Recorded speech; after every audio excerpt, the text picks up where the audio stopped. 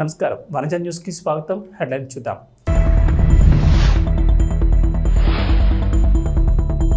రేపటి నుంచి పార్లమెంట్ సమావేశాలు, 6 బిల్లులు రెడీ చేసిన కేంద్రం.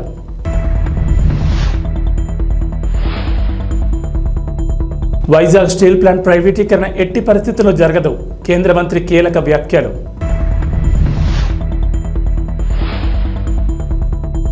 ఏపీ తెలంగాణలో భారీ వర్షాలు, ప్రజలకు హెచ్చరిక, పలు జిల్లాల్లో అత్యంత భారీ వర్షాలు.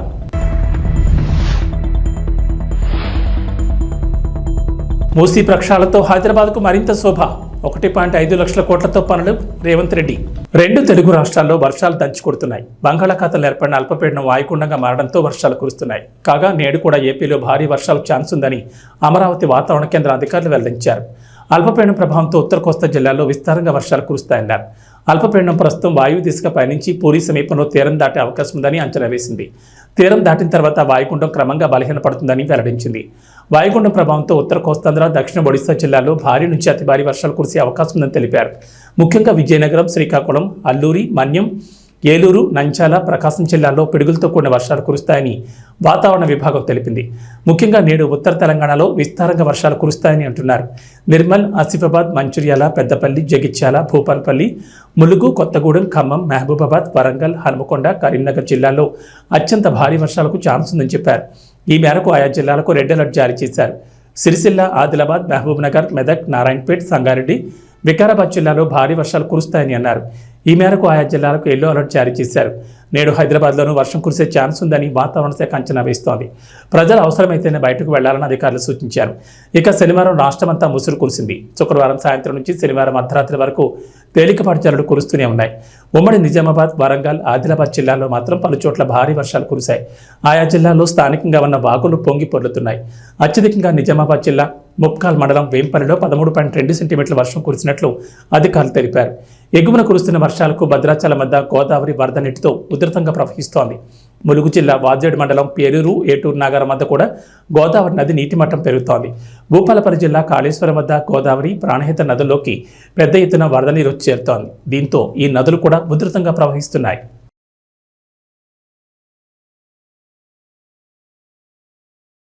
సోమవారం నుంచి పార్లమెంటు వర్షాకాల సమావేశాలు ప్రారంభం కానున్నాయి. ఈ క్రమంలోనే అధికార విపక్షాలు అస్త్రశస్త్రాలతో సిద్ధమవుతున్నాయి. మంగళవారం కేంద్ర ప్రభుత్వం పార్లమెంట్లో బడ్జెట్ ప్రవేశపెట్టనుంది. ఇక ఈ సమావేశాల్లోనే 6 బిల్లులను ఆమోదం పొందేందుకు అధికార ఎన్డీఏ కూటమి తీవ్ర ప్రయత్నాలు చేస్తోంది. మరోవైపు పార్లమెంటు వర్షాకాల సమావేశాల సందర్భంగా లోక్సభలో ప్రతిపక్ష నేతగా ఉన్న రాహుల్ గాంధీకి ఎడిటర్స్ గిల్డ్ లేఖ రాసింది. మార్చిలో మధ్యంతర బడ్జెట్ను ప్రవేశపెట్టిన నరేంద్ర మోడీ నేతృత్వంలోని ఎన్డీఏ సర్కార్ పూర్తిస్థాయి బడ్జెట్ను పెట్టేందుకు రంగం సిద్ధం చేసుకుంది.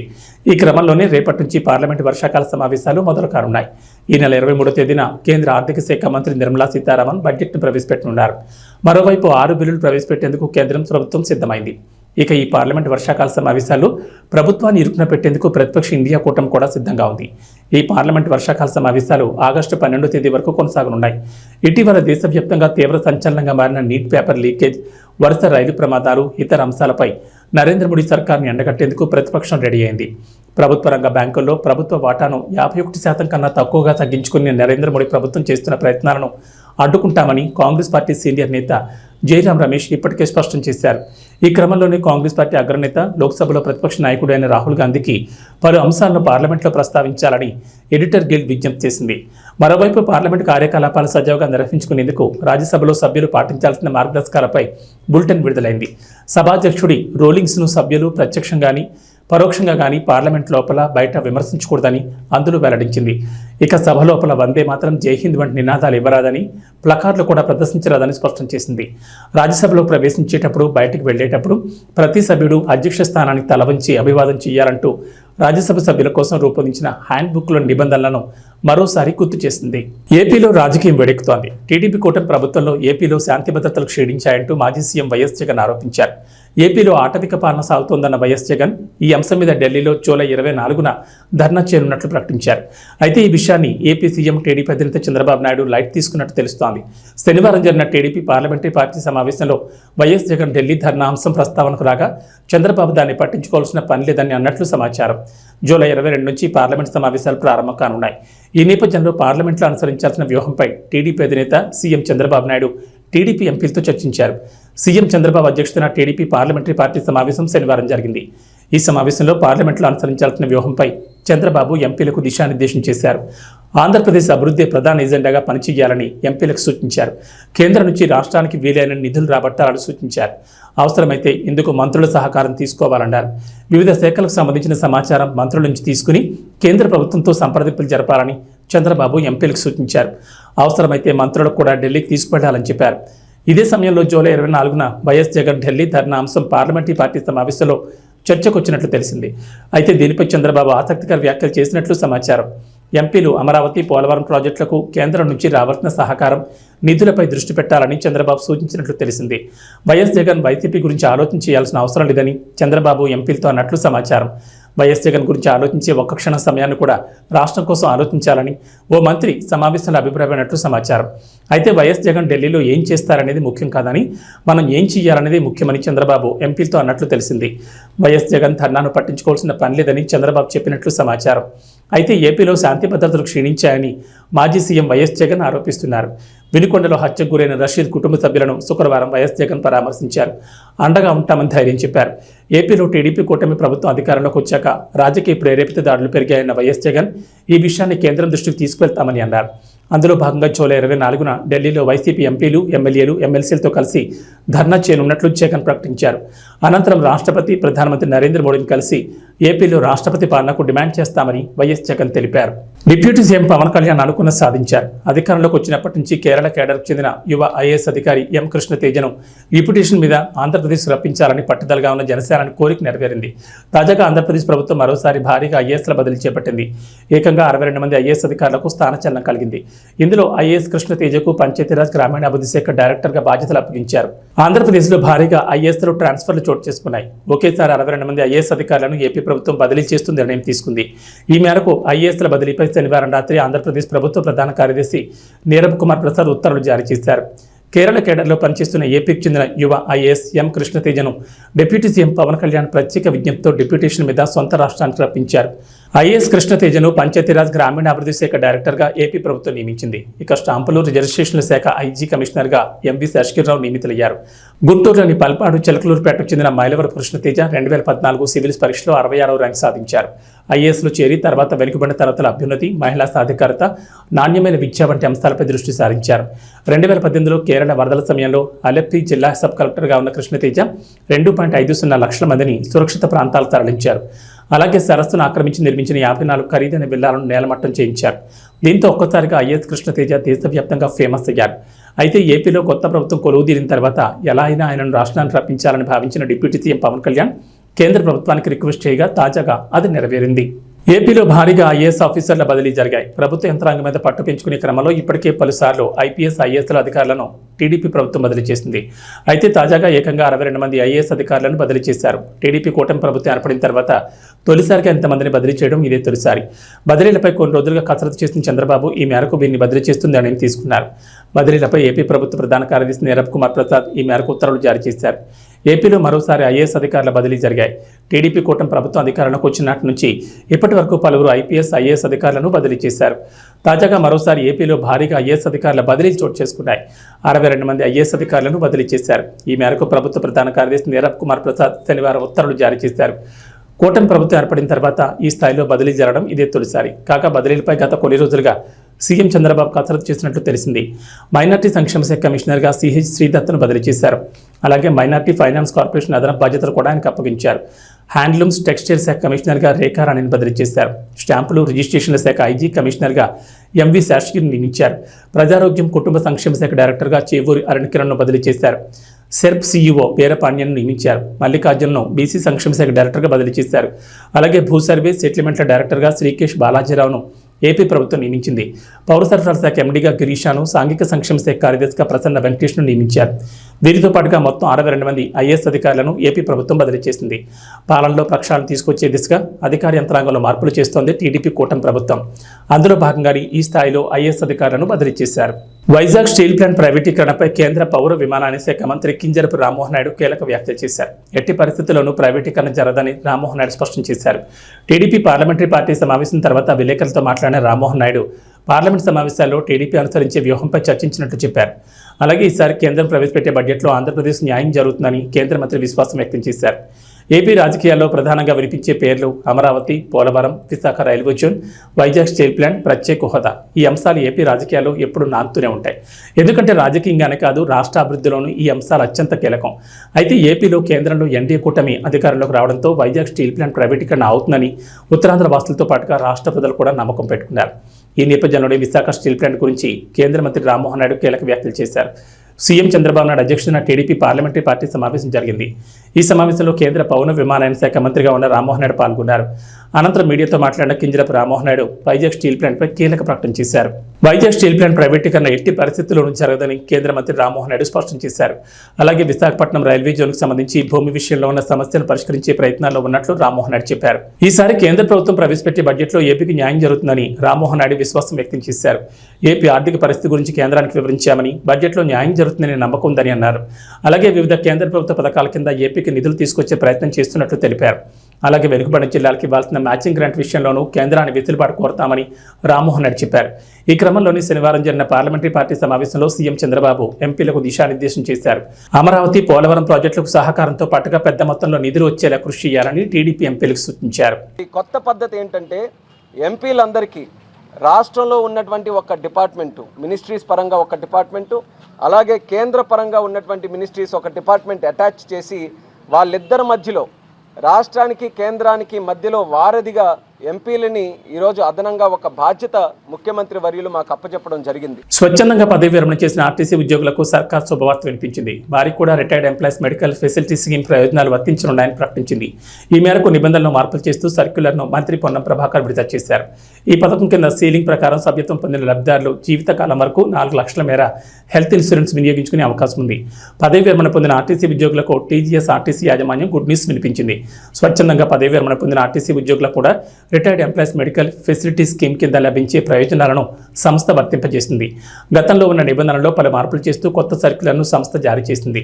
ఈ మేరకు మార్పులు చేసిన సర్క్యులర్ను రవాణా శాఖ మంత్రి పొన్నం ప్రభాకర్ విడుదల చేశారు. మెడికల్ కారణాలతో రిటైర్ అయిన సిబ్బందితో పాటు కారుణ్య ఉపాధి పొందని బాధిత జీవిత భాగస్వాములు ఈ స్కీమ్ సభ్యత్వాన్ని పొంది ప్రయోజనాలు పొందనున్నారు. సీలింగ్ ప్రకారం సభ్యత్వం పొందిన లబ్ధిదారులు జీవితకాలం వరకు వైద్య ఖర్చులకు 4 లక్షల వరకు వినియోగించుకునే సదుపాయాన్ని టీజీఎస్ ఆర్టీసీ సంస్థ కల్పించింది.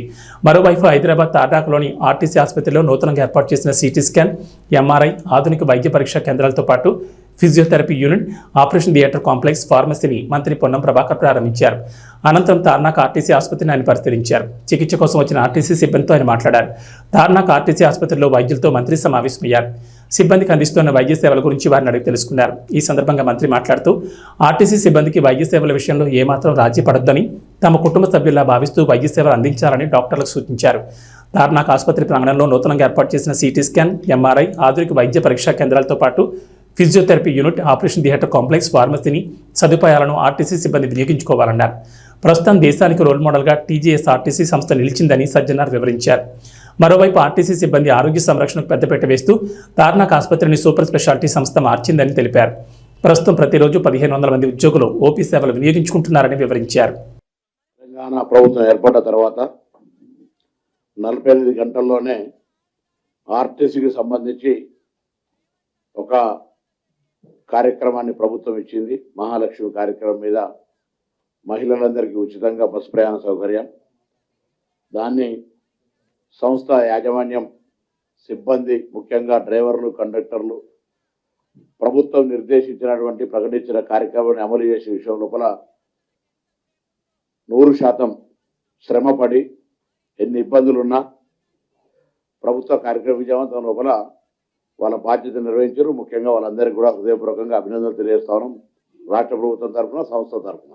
సంస్థను ముందుకు తీసుకోవాలని అందరం కలిసి మాట మనం చేస్తూ అందరం కూడా కలిసి గౌరవ పెద్దల యొక్క ఆదేశాల మేరకు 21% మరి ఫిట్మెంట్గా దాని యొక్క ఇచ్చేటువంటి ఒక కార్యక్రమం నిర్ణయం తీసుకోవడం జరిగింది. దానివల్ల ఆర్థిక భారంగా దాదాపు 35 కోట్ల పైన పర్ మంత్ భారం పడుతోంది. ఉదాహరణకు హైదరాబాద్లో 1.5 లక్షల కోట్లతో మూసి అభివృద్ధి చేస్తామని ముఖ్యమంత్రి రేవంత్ రెడ్డి తెలిపారు. ప్రపంచం నలుమూల నుంచి విశ్వనగరానికి పర్యాటకులు వచ్చేలా తీర్చిదిద్దామని అన్నారు. గోపన్పల్లి ఫ్లైఓవర్ను ప్రారంభించి ప్రసంగించిన సీఎం రేవంత్ రెడ్డి హైదరాబాద్ అభివృద్ధిపై కీలక వివరాలు తెలిపారు. హైడ్రా ద్వారా విపత్తుల సమయంలో సాయం అందించడంతో పాటు ఎప్పటికప్పుడు సమస్యలు పరిష్కరిస్తామని తెలిపారు. మూసీని థేమ్స్ తరహాలో అభివృద్ధి చేస్తామని సీఎం రేవంత్ రెడ్డి ఇప్పటికే చెప్పారు. మూసీ అభివృద్ధికి సంపూర్ణ ప్రణాళికలు సిద్ధం చేశామని ముఖ్యమంత్రి చెప్పారు. మూసీని చూడగానే ప్రజాప్రభుత్వం గుర్తొచ్చేలా తీర్చిదిద్దామన్నారు. రాబోయే 5 ఏళ్లలో ప్రపంచం నలుమూలల నుంచి పర్యాటకులు మూసీని సందర్శించేలా అభివృద్ధి చేస్తామని చెప్పారు. హైదరాబాద్ అభివృద్ధిలో భాగంగా మూసీ రివర్ ఫ్రంట్ డెవలప్మెంట్కు తమ ప్రభుత్వం కృత నిశ్చయంతో ఉందని సీఎం అన్నారు. ఇందుకోసం త్వరలోనే ప్రణాళికలు సిద్ధం చేసి 1.5 లక్షల కోట్లతో పనులకు శ్రీకారం చుడతామని ముఖ్యమంత్రి చెప్పారు. మూసీ అభివృద్ధికి సంపూర్ణ ప్రణాళికలు సిద్ధం చేశామని ముఖ్యమంత్రి చెప్పారు. మూసీని చూడగానే ప్రజాప్రభుత్వం గుర్తొచ్చేలా తీర్చిదిద్దామన్నారు. రానున్న 5 ఏళ్లలో ప్రపంచ నలుమూల నుంచి పర్యాటకులు మూసీని సందర్శించేలా అభివృద్ధి చేస్తామని చెప్పారు.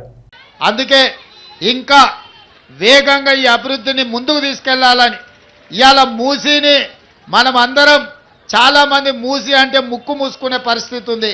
కానీ రాబోయే 5 ఏళ్ల లోపల మూసీ చూడడానికి ప్రపంచం నలుమూలల నుంచి విదేశీ నుంచి కూడా పర్యాటకులు వచ్చి మూసీని చూసే విధంగా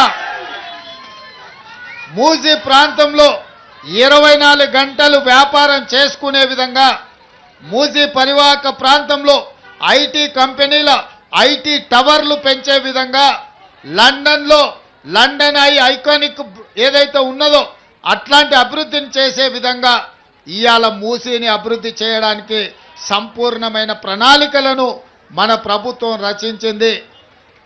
ఇవాళ హైటెక్ సిటీ చూస్తే ఒక ముఖ్యమంత్రి గుర్తొస్తాడు, ఐటీ లేకపోతే అంతర్జాతీయ ఎయిర్పోర్ట్ ఔటర్ రింగ్ రోడ్డు చూస్తే ఇంకొక ముఖ్యమంత్రి ఇంకొక ప్రభుత్వం గుర్తొస్తుంది. కానీ ఈనాడు మన ప్రభుత్వం ప్రజాప్రభుత్వం మూసీ అభివృద్ధిని చూస్తేనే ప్రజాప్రభుత్వం గుర్తొచ్చే విధంగా ఈరోజు మూసీని మనం అభివృద్ధి చేసుకుంటాం. అదేవిధంగా తొందరలోనే రీజనల్ రింగ్ రోడ్డు పనులను ఏర్పాటు చేసుకొని ఔటర్ రింగ్ రోడ్డు నుంచి రీజనల్ రింగ్ రోడ్డు వరకు అన్ని రేడియల్ రోడ్స్ను అభివృద్ధి చేసి మన నగరాన్ని ఇంకా విస్తరించే విధంగా ఇవాళ హైదరాబాద్ ఔటర్ రింగ్ రోడ్డు లోపల హైదరాబాద్ కోర్ అర్బన్ ఏరియా కింద ఇవాళ మనం అభివృద్ధి ప్రణాళికలు రచించినాం. అందుకే ఔటర్ రింగ్ రోడ్డు వరకు ఔటర్ రింగ్ రోడ్డు లోపల ఉన్న హైదరాబాదును కోరు హైదరాబాద్గా నిర్ణయించి దాన్ని మొత్తానికి కబ్జాలను నియంత్రించడానికి ఎక్కడికక్కడ నీళ్లు నిలిచిపోతుంటే తొలగించడానికి ట్రాఫిక్ సమస్యల్ని తగ్గించడానికి హైడ్రా అని ఒక కొత్త సంస్థను ఏర్పాటు చేసినాం. ఔటర్ రింగ్ రోడ్డు నుంచి రీజనల్ రింగ్ రోడ్డు మధ్యలో సెమీ అర్బన్ అంటే పెరి అర్బన్ కింద ఇతర ప్రాంతాలను అభివృద్ధి చేసి ఫార్మా క్లస్టర్స్ను అదేవిధంగా శాటిలైట్ టౌన్షిప్లను అభివృద్ధి చేసి ఈరోజు నగరాన్ని విస్తరించడానికి కావాల్సిన ప్రణాళికలు సిద్ధం చేస్తున్నాం. మీరందరి సహకారం ఉండాలి, అభివృద్ధిలో మీరు భాగస్వాములు కావాలి.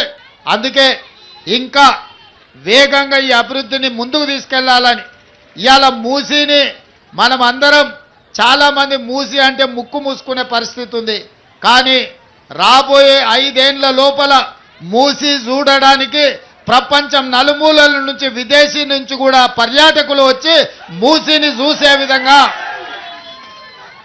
మూసీ ప్రాంతంలో 24 గంటలు వ్యాపారం చేసుకునే విధంగా మూసీ పరివాహక ప్రాంతంలో ఐటీ కంపెనీల ఐటీ టవర్లు పెంచే విధంగా లండన్ ఐకానిక్ ఏదైతే ఉన్నదో అట్లాంటి అభివృద్ధిని చేసే విధంగా మాస్ మహారాజా రవితేజ హరిశంకర్ కాంబోలో తెరకెక్కుతున్న మిస్టర్ బచ్చన్ షూటింగ్ ఇప్పటికే చాలా వరకు పూర్తయింది. తాజాగా ఈ చిత్రం రిలీజ్ డేట్ పై క్లారిటీ వచ్చింది.